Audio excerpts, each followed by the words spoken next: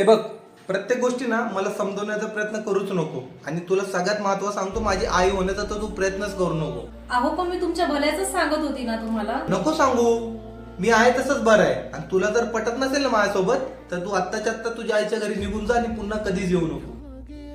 किती सहजपणे तुम्ही बोललात ना की निघून जा म्हणून. तुमच्यासाठी मी माझं घर, माझी माणसं सगळं काही मागे सोडून आले होते.